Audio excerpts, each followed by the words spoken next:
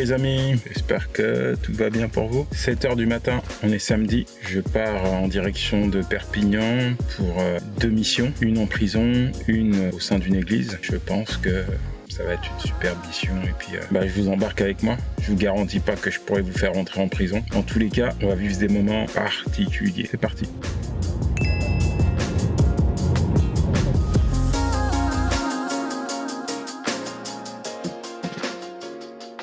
C'est parti pour 5 heures de train.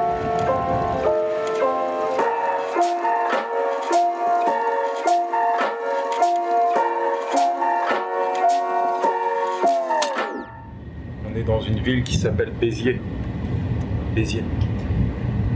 Donc quand c'est comme ça qu'il y a du temps, j'en profite pour bosser. J'ai des émissions à tourner, donc du coup j'en profite pour travailler mes messages, me préparer, afin d'être dans les meilleures conditions pour bénir un maximum de personnes. Parce qu'on veut vraiment pas passer à côté de quoi que ce soit. Donc ça médite beaucoup, ça cherche, ça fouille dans la parole de Dieu pour voir s'il n'y a pas des pépites par rapport à la thématique à faire ressortir. Et aussi, on essaye d'amener tout ça de manière pragmatique à la réalité de la vie. J'aime bien... La parole de Dieu, elle est valable pour tous les temps, elle traverse toutes les générations, tous les siècles, et elle est toujours vivante. Et Dieu nous apprend toujours des vérités, il nous montre toujours des richesses au travers de sa parole. Et on peut méditer 20 fois le même verset et puis avoir 20 fois une réflexion différente sur ce verset. Donc c'est vachement encourageant, et plus on fouille dans la parole de Dieu, plus on s'aperçoit que on ne connaît pas grand-chose. Je suis arrivé à Perpignan, j'étais fatigué, du coup j'ai dormi, je me suis rafraîchi, je me suis préparé, et puis là on y va. Voilà, je vous présente James. Bonjour. C'est le pasteur De l'église de Perpignan. Ce soir on a un beau programme, oui. On a beaucoup de gens qui vont venir, des personnes qui ne connaissent pas Jésus. Et justement, ce soir, Yanis va pouvoir apporter l'évangile en tant qu'évangéliste et on va être bénis ensemble. Moi, je viens d'un milieu un petit peu particulier, je viens du milieu des fêtes foraines. Moi, à la base, je suis forain, donc on a toute notre vie de génération en génération été dans les manèges. Au niveau des manèges et de ce milieu qui est surtout culturel et social, l'évangile n'était pas du tout connu. Moi, j'ai été abandonné par ma mère à l'âge de 6 ans. Mon père, il a jamais trop été là pour moi. Donc de suite, dans ma vie, Dieu, l'évangile, les réunions, j'en étais bien loin et j'y croyais pas. D'ailleurs, si on m'aurait dit ça il y a 15 ans en arrière, tu seras pasteur, tu auras une église à Perpignan, je l'aurais pas cru. Il y avait tellement de haine, tellement de colère, tellement de boissons, tellement de choses en moi que c'était impossible, mais le Seigneur il m'a fait grâce. Il t'a libéré surtout. Il m'a libéré. Tu buvais 2 bouteilles de whisky par jour. C'est vrai que souvent ça nous arrivait de boire beaucoup. En fait c'était un moyen de penser un petit peu autre chose, parce que quand on buvait, on pensait pas autre chose. Quand on se battait, on essayait de se vider de toute la rage, toute la colère, toute la haine qu'il y avait en nous. C'était un moyen d'évacuer puis de pas penser. Mais c'est vrai qu'on buvait énormément, qu'on était liés par ça. Et malgré tout, il faut savoir que quand on souffre à l'intérieur, on essaye de trouver du réconfort. Mais à la finale, dans le monde, on échoue. J'ai compris que le seul qui pouvait réconforter mon cœur, c'est Jésus. Il est venu à moi, il m'a libéré de l'alcool, il m'a libéré de la haine, il m'a libéré de la colère, il m'a libéré de cet esprit de essayer toujours d'être satisfait par mes propres moyens et de toujours échouer. Mais quelle grâce et quel amour que Jésus m'a fait. Et je le remercie pour ça. T'es un homme rétabli, t'es un homme restauré. Il m'a restauré. Pasteur, mais juste... Jésus est venu à toi par l'intermédiaire d'une personne quand même. C'est vrai. C'est ta femme. C'est vrai. En fait, je suis venu à Perpignan à la base pour boire, pour m'amuser, pour faire la fête. Et j'ai rencontré justement une personne qui est aujourd'hui ma femme, et avec son ami, ils m'ont invité à une réunion, mais simple. Mais quand je suis arrivé dans cette réunion, pour moi c'était un truc de fou. Moi, j'y croyais pas, c'était impossible. Il y avait des gens qui parlaient en langue. Ta femme, t'as pas pu venir à l'église. Non, parce que c'était l'église. Et je me suis souvenu simplement d'une phrase qu'elle m'a dit. Elle m'a dit, si tu demandes à Dieu avec un cœur sincère, il se fera connaître à toi. Et j'ai dit, on va pas mourir bête. Allez. Ouais. J'ai fermé les yeux. Et j'ai dit, si tu veux te faire connaître à moi, c'est maintenant. À ce moment-là... Tu as lancé un défi. Ah oui, j'ai dit maintenant. Parce que je me suis dit, hein, dans moi, peut-être que jamais de ma vie, je remettrai les pieds dans une réunion. Alors j'ai dit, bah, pourquoi pas essayer? Et à ce moment-là, j'ai pas été inculqué. En fait, il y a des personnes, des fois ils croient qu'on nous inculque, qu'on essaye de nous bourrer le crâne. J'ai fait une réunion, j'avais jamais fait une réunion de ma vie. J'avais jamais vu un pasteur, j'avais jamais écouté un cantique. La Bible, je la connaissais pas. Et à ce moment-là, j'ai ressenti une puissance, j'ai ressenti un feu qui est venu en moi. Et surtout, j'ai compris en un instant, alors qu'on me l'avait pas expliqué, que Jésus était vivant et qu'il avait donné sa vie pour moi et qu'il fallait que je me repente de mes péchés. En une réunion, En une réunion. en un instant, Jésus a bouleversé tes plans, tes projets, sur toute ta vie. Et ça, c'est juste extraordinaire. C'est ça. La seule chose qui est importante, c'est que véritablement, il y a quelqu'un qui t'aime. Il y a quelqu'un qui veut t'aider. Il y a quelqu'un qui veut te délivrer. Il y a quelqu'un qui veut te sauver. Et cette personne s'appelle Jésus. Alors, le moyen pour y accéder, c'est simplement lui faire confiance. Une prière comme moi j'ai fait. Une prière de cœur. Une prière de foi. Une prière en disant, bah écoute, Jésus, ce Dieu que ces chrétiens prêchent, ce Dieu que James aujourd'hui, qui est pasteur, qui est délivré, qui est guéri, qui a un foyer, qui a une famille, qui a été abandonné, ce Dieu qui agit dans cette vie-là, eh ben, Seigneur, agis dans ma vie. Fais-moi découvrir la croix. Fais-moi découvrir qui tu es. Et je te garantis que s'il l'a fait pour moi, il va le faire pour toi. Comme je vous le disais, il y a des rencontres et au travers d'échanges, on voit les pépites que Dieu a déposées dans les cœurs et comment il utilise les vies aujourd'hui. Quand je vois James, bah, je me dis, il y a franchement que Dieu qui peut changer la trajectoire d'une personne comme ça. Aujourd'hui, c'est un agneau, c'est une brebis du Seigneur, mais hier, c'était plutôt un loup. Tu disais quelque chose d'important, tu as lu mon livre. Ce livre, une fois que je l'ai terminé, j'ai commencé à essayer de chercher un peu sur internet Yanis Gauthier, tout ça. Et du coup, c'est vrai que ça m'a énormément motivé. Qu'est-ce qui t'a touché dans le livre? On va dire que moi, je suis quelqu'un je viens quand même de la rue, quoi. Et c'est vrai que j'ai expérimenté les choses de Dieu, tout ça, mais j'ai fait beaucoup de choses dans ma vie qui m'ont laissé une certaine culpabilité dans moi. Quand j'ai vu dans tout ce texte, tout ce que tu avais fait, dans les trafics dont tu étais, tout ce qui s'était passé et tout, et que d'un coup, paf, tu passes des ténèbres à la lumière, ça m'a motivé de me dire waouh, ça peut beaucoup marcher, quoi, en fait. Et là, c'est Enzo. Et vraiment, en tous les cas, pour moi, c'est juste une reconnaissance à Dieu de voir que finalement, au travers d'une histoire, il peut passer dans d'autres vies, d'autres cœurs et changer des vies. Non pas que mon histoire elle est belle, mais je dis que Dieu se sert de n'importe quelle histoire pour changer une vie.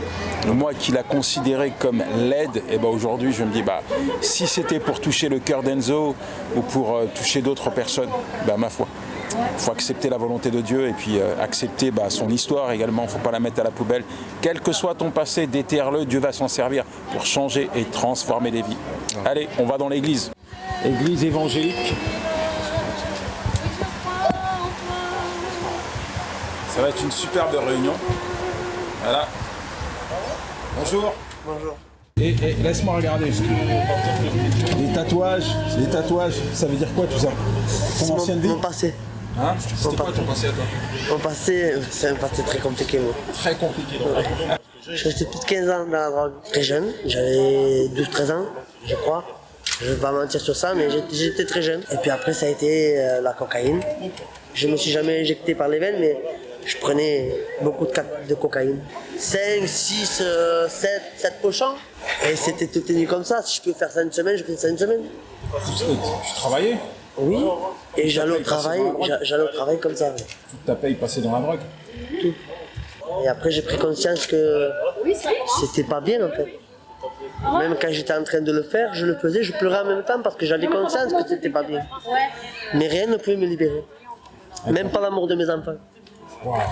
L'amour de mes enfants, pourtant j'aime mes enfants plus que tout le monde. Même pas ça a pu me libérer. Je les faisais souffrir, eux et ma femme. Je me suis approché de Dieu et le seul qui m'a délivré c'est lui. Et aujourd'hui je passe par les baptêmes. Ah, tu te baptises aujourd'hui? Merveilleux. Ça, c'est magnifique. Oui. T'es libre alors? Oui, Hein? complètement. Complètement. Waouh. Hey, ça, c'est pas des témoignages fabriqués, c'est des témoignages qui proviennent d'un vécu. Aujourd'hui, il se baptise, moi j'invente rien, regardez sa tenue. Si c'est pas Dieu, ça, alors moi je sais pas qui peut faire ça. En tous les cas, c'est divin.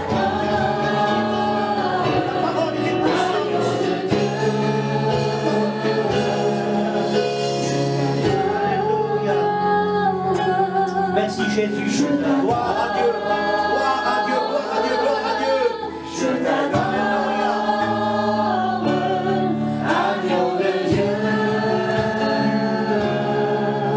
Je t'adore, je t'adore. Oui Seigneur, alléluia. Adore Jésus, alléluia. Agneau de Dieu.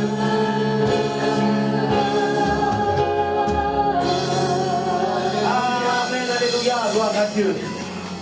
Gloire à Dieu. Je suis bien dans la présence de Dieu. Je voulais pas me baptiser. Je dis non, je suis pas prête encore. Non, je dis, Tony, toi t'es prêt, moi non.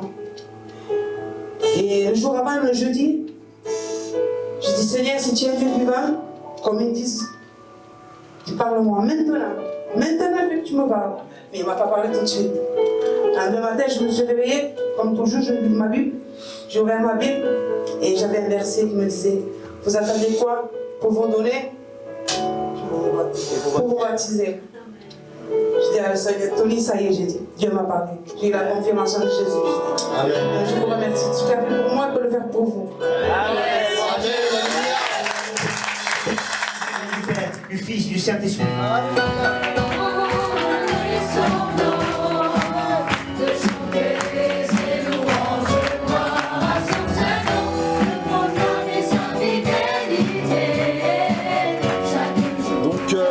Direction la prison de Perpignan.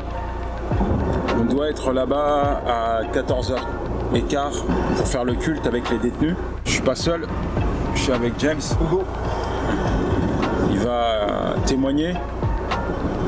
Et là, j'ai été manger avec un ami, Thibaut, pasteur, chanteur à ses heures perdues, un ancien cocaïnomane qui a été libéré par Jésus. Mais délivrance que c'est aujourd'hui, je vous l'explique et je vous la raconte, ça a été quelque chose d'extraordinaire. J'aimais les liens de la drogue, j'aimais l'alcool, j'aimais la musique païenne, les mariages, les fêtes. Et puis, ayant été invité dans une réunion d'évangélisation pour la jeunesse, j'avais 30 ans, j'étais à la fleur de l'âge. Et en vérité, si on m'aurait dit, avant de rentrer à la réunion, si je rentrais, je serais délivré de tous les liens de la drogue, de la fête, de l'alcool et tout ça, peut-être que j'aurais même pas rentré. Parce que j'aimais tellement bien, trop, ce que je faisais. Et au fait, quand je suis rentré, je me suis mis dans un coin, j'écoutais les cantiques. J'étais un passionné, je suis toujours un passionné de musique. Et lorsque j'ai écouté les cantiques, c'est spécial, c'est de l'émotion, c'est quelque chose qui se passe, qui est spirituel. Et au travers des chants, déjà, j'ai été touché. Puis, il y a eu un moment où il y a eu la parole de Dieu, et face à la parole de Dieu, j'ai été touché par ce message bouleversant d'amour, de puissance. Et j'ai accepté cet appel, je me suis levé.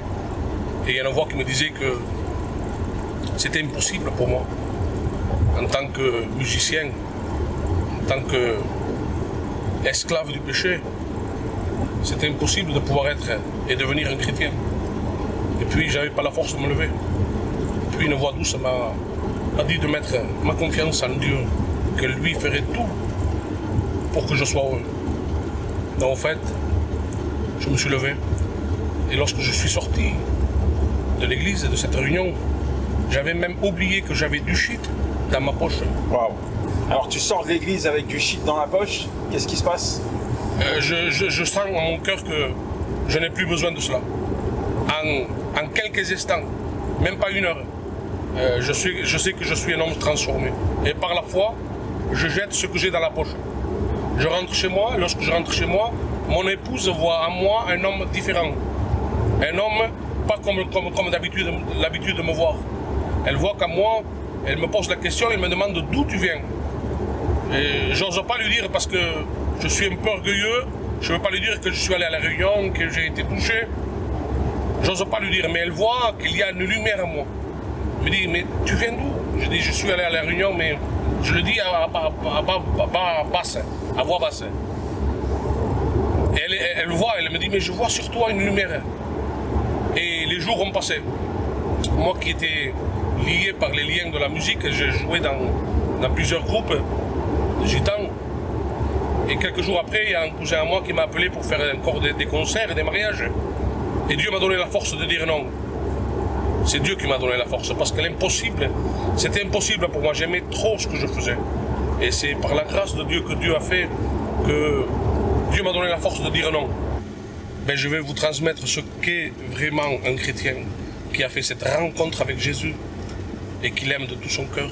Non simplement moi, mon foyer, mes enfants aujourd'hui sont touchés par la puissance de Dieu et vivent l'héritage que moi-même j'ai vécu. Et le meilleur héritage qu'on puisse laisser à nos enfants, c'est notre foi. Yes. Yo quiero adorar a aquel que vive. Yo quiero adorar a aquel que reina. Que me cueste la vida, yo quiero adorarte. Yo quiero adorar a aquel que vive. Yo quiero adorar a aquel que reina. Aleluya, gloria a Dios. Amen. On prend la direction de la prison et puis on compte sur la grâce de Dieu, on prie pour que des vies soient touchées, que des vies soient changées, transformées. En prison, beaucoup expérimentent la vraie liberté, la liberté du cœur, en donnant sa vie à Jésus, puissent expérimenter la paix, la joie qui est donnée à tous ceux qui acceptent Jésus-Christ comme Seigneur et Sauveur. Seigneur, nous te remercions pour ces moments que nous allons passer dans ta présence. Nous mettons les pieds dans les ténèbres, mais tu nous as revêtus de ta lumière et nous savons que là où tu es, Seigneur, l'ennemi dégage. Nous savons, Seigneur, que là où est ta présence, ta gloire se manifeste. Alors nous voulons remettre ces temps et ces moments entre tes mains et te demander de toucher, d'agir, d'élever ton nom haut et fort au sein des cœurs et des consciences, que les ténèbres puissent se dissiper, que ta gloire seule, Seigneur, puisse être manifestée. Merci mon Dieu, parce que tu as déjà préparé, voulu arrêter ces moments et tu veilles sur notre départ, notre arrivée. Tu permets que tout se passe comme tu le souhaites, comme tu le veux. Toi qui nous gardes, toi qui nous préserves, tu veilles sur notre sécurité. Et nous remettons cette réunion entre tes mains, Père. Dans le nom de Jésus. Amen. On sort de prison, je suis pas seul. J'ai toute une équipe avec moi. Jojo, Tony, Francisco, Ismaël. Robert. Et ça s'est bien passé C'était super, ton témoignage, les chants, les gars étaient vraiment très touchés. Voilà, on a des gars qui ont pleuré, qui ont donné leur vie au Seigneur. Merci Seigneur. Alléluia. Merci.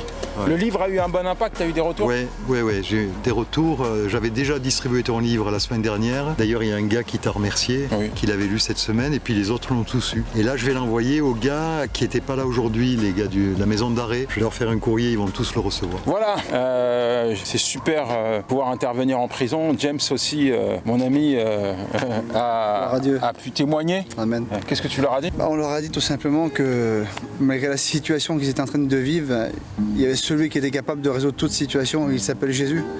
Mais c'est incroyable la compassion que le Seigneur peut mettre dans les cœurs pour des gens qu'on ne connaît pas, qu'on n'a jamais vus. Et c'est là qu'on réalise de plus en plus cette portée que Christ a dans nos vies, que c'est pas simplement un livre, c'est pas une histoire. Non, Christ est vivant, il est dans nos cœurs. et on a la possibilité de l'apporter parce qu'il met des sentiments en nous. En tout cas, c'était beau de voir combien les gens étaient réceptifs, puis être au bénéfice du message de l'évangile et puis de la prière. On remercie toute l'équipe qui a organisé et on va revenir sur un temps avec nos amis qui ont animé aussi la louange et je vous laisse écouter ça. Amen. La gloria de Dios mío. Tu fidelidad es grande. Tu fidelidad incomparable. Nadie es como tú. Bendito Dios. Grande es tu fidelidad. Tu fidelidad es grande. Tu fidelidad incomparable. Nadie es como tú. Bendito Dios. Grande es tu fidelidad. La fidelité est grande. Ta fidélité est incomparable. Nul n'est comme toi, ô Seigneur. Grande est ta fidélité. Gloire à Jésus. Merci de ta grâce. Dieu est fidèle, faut pas l'oublier. Allez, on part à la réunion. C'est pour dans 2 heures. On va prêcher le message de l'évangile. C'est pas fini. Hello, hello. Nous sommes lundi matin. Je rentre à la maison. Yes. Fin de mission. Content, satisfait. C'était l'anniversaire de mon fils hier. J'étais pas là. Ça m'embête un peu. J'ai le droit à quelques réflexions des fois et c'est pas toujours évident. On va se rattraper aujourd'hui. Je vais lui faire un gâteau ce soir. Je pense que je serai à la maison vers 18h. C'est parti pour Paris.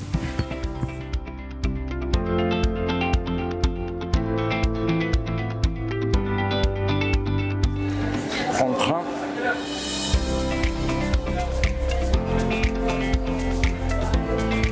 On va s'amuser. Ah ouais? En mode Covid.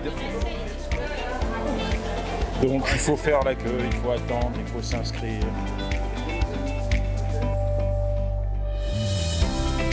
Donc dans le train, j'admire le paysage